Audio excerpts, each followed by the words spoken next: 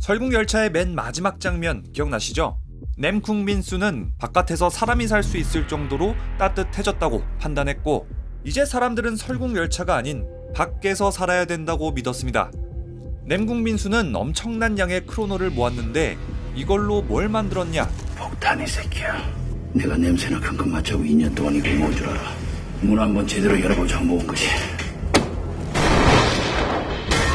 크로널 폭탄으로 남궁민수는 설국열차의 문을 열었지만 이 폭발의 충격파로 인해서 엄청나게 거대한 눈사태가 일어나고 남궁민수, 커티스, 윌포드를 포함한 설국열차의 모든 승객들은 그대로 사망해버립니다.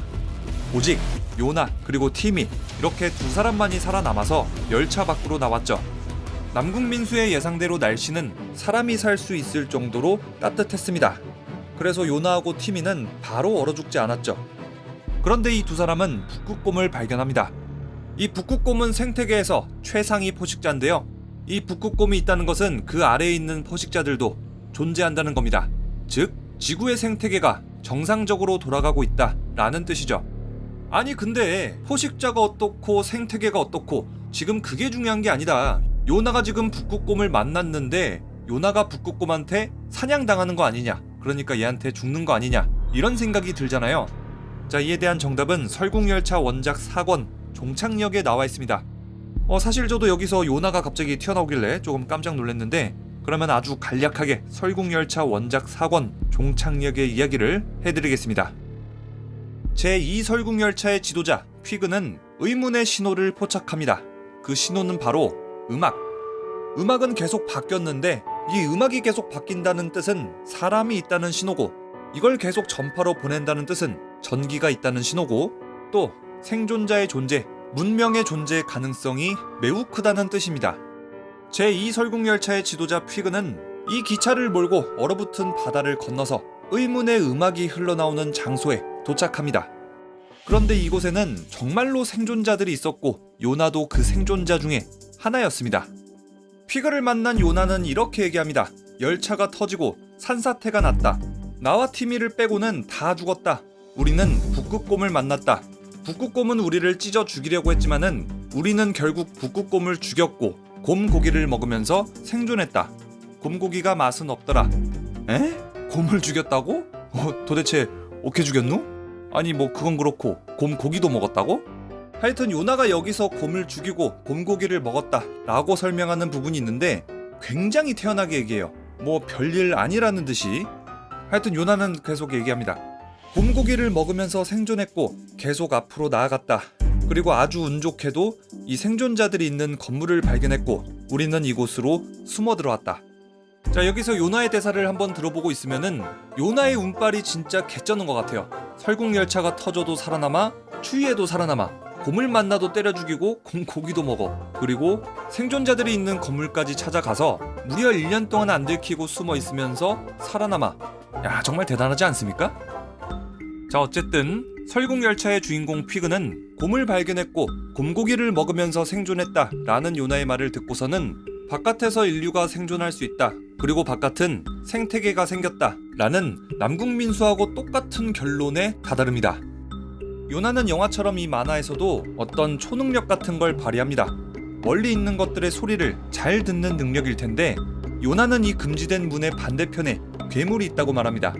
주인공 일행은 요나의 안내에 따라 이 금지된 문을 열었는데 금지된 문을 열었더니 보이는 거는 장애인 어린이들, 그리고 뭔가 알 수 없는 기계가 몸에 꽂힌 채로 키워지고 있는 태아들입니다.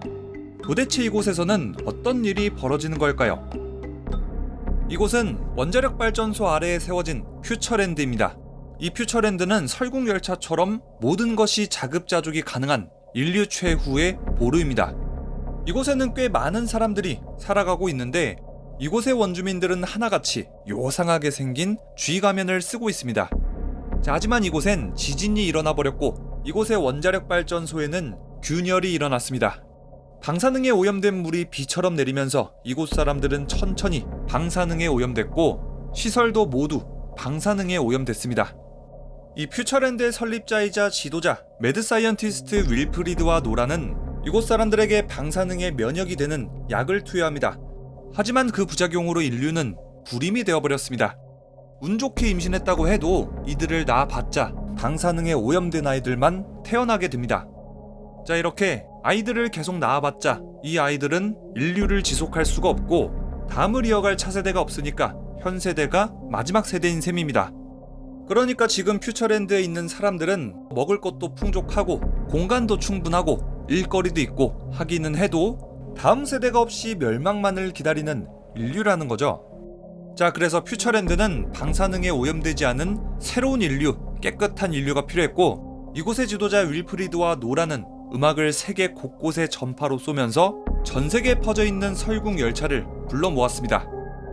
퓨처랜드의 지도자들은 설국 열차가 이곳에 도착할 때마다 임신부와 아기들을 데려갔고 절대 아무도 출입할 수 없도록 철저하게 통제했습니다. 이들은 과연 어떤 일을 꾸미는 걸까? 퓨처랜드의 지도자들은 인류 멸망을 막기 위해서 신인류 창조 실험을 진행 중입니다. 이 실험은 정말 오래 걸리기 때문에 인류의 마지막 과학자인 자신들은 절대 죽어서는 안 됐고, 그래서 이 두 사람들은 갓난아이들의 피, 줄기세포, 신약 조제로 불사의 몸을 만들었습니다. 불사의 몸을 가진 이들은 이제 신인류를 탄생시키기 위한 생체 실험을 해왔는데요. 이 실험에도 역시나 건강한 아기와 임신부가 필요합니다. 하지만 퓨처랜드에는 방사능에 오염된 인간들밖에 없었고 방사능 면역 주사를 맞는다고 해도 온몸이 타고 일그러지게 됐습니다. 그래서 이곳 사람들은 모두 쥐가면을 쓰고 있는 거고요. 이렇게 건강한 인간들이 필요한 퓨처랜드의 지도자들은 세계 곳곳에 퍼진 설국 열차의 음악으로 신호를 보냈습니다. 그렇게 건강한 인간들이 이곳에 도착하면 임신부도 데려가고 아이들도 강제로 데려간 거고요. 이 퓨처랜드의 비밀을 알아챈 제2설국 열차의 지도자 퀴그는 선택의 기로에 놓입니다. 음식도 풍족하고 죽을 때까지 생존은 가능하지만 다음 세대는 기대할 수 없는 퓨처랜드에 머무느냐, 먹을 것도 없고 미래도 깜깜하고 아무것도 장담할 수 없지만은 그래도 설국 열차를 타고 떠나야 하냐, 그것도 아니라면은 이 퓨처랜드에서 혁명을 일으키느냐, 과연 피그는 그리고 요나는 어떤 선택을 내릴까요? 설국열차 4권 종착역은 봉준호 감독의 설국열차가 개봉한 지 1년이 지나서 나온 설국열차 후속작입니다. 이 책의 맨 앞에는 봉준호 감독에 대한 헌사로 봉준호 감독에게 라는 메시지도 써있고요. 만화에 대한 스토리는 봉준호 감독의 설국열차하고 이어지도록 했습니다. 그래서 이 작품의 요나를 보시면은 고화성 배우의 모습을 그대로 그려낸 모습이고요. 요나랑 같이 생존한 그 티미 기억하시죠? 그 티미도 그대로 나옵니다. 이제는 어엿한 어른이 된 모습으로 아이들을 가르치고 지도하는 모습도 나오는데 소시적의 요나랑 같이 곰 때려잡은 썰도 풀어주고 되게 재밌어요. 자, 이렇게 이제 영화하고 원작이 하나의 세계관으로 합쳐진 모습인데 봉준호 감독이 이 설국열차 원작의 영감을 받아서 봉 감독님만의 설국열차 세계관을 창조하고 이제는 원작의 설국열차 작가가 봉 감독님의 작품에 영감을 받아서 후속작이 나오고 이렇게 서로 영감을 주고받고 하는 모습이 정말 멋있어 보입니다. 설국열차 종착역 그리고 요나 이야기는 여기까지입니다. 이번 영상의 그림은 두클립 님이 다 그려주셨습니다. 그러니까 두클립 채널에 가셔서 구독 버튼 꼭 2번씩 눌러주길 바라고요. 그럼 지금까지 리병이었습니다.